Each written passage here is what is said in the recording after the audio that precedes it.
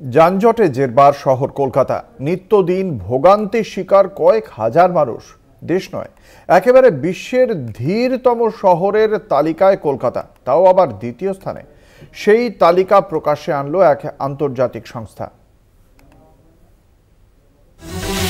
শহর কলকাতার রাস্তায় সারি সারি বন্দি চার চাকার দল।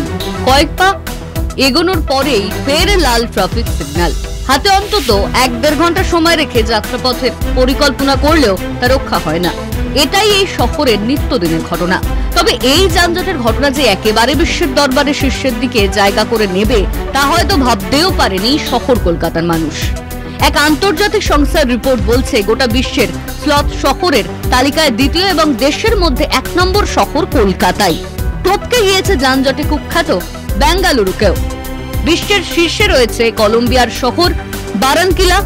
ডাচ লোকেশন টেকনোলজি বিশেষজ্ঞ সংস্থা টমটমের রিপোর্ট অনুযায়ী, টমটমের ট্রাফিক রিপোর্ট, দেশের স্লথ শহর কলকাতা। 2024 সালে ভারতের সবচেয়ে যানজটপূর্ণ শহর ছিল কলকাতা। কলকাতায় 10 কিলোমিটার দূরত্ব যেতে গড়ে 34 মিনিট 33 সেকেন্ড সময় লেগেছে। মাত্র 23 সেকেন্ডের জন্য তালিকায় পিছিয়ে বেঙ্গালুরু। একই দূরত্ব পেরোতে বেঙ্গালুরুতে সময় লেগেছে গড়ে 34 মিনিট 10 সেকেন্ড। কলকাতার রাস্তায় যানবাহনের গড় গতিবেগ ছিল প্রতি ঘন্টায় 17.4 কিলোমিটার। বেঙ্গালুরুতে প্রতি ঘন্টায় 17.6 কিলোমিটার। কলকাতা একজন ব্যক্তি বছরে তার জীবনের 110 ঘন্টা হারিয়ে ফেললেন ট্রাফিকে আটকে।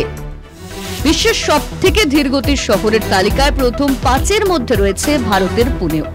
টমটমের প্রতিবেদন বলছে 2024 সালে গোটা বিশ্বেই যানজটের মাত্রা বেড়েছে যাত্রার সময়ও। কলকাতা টিভি।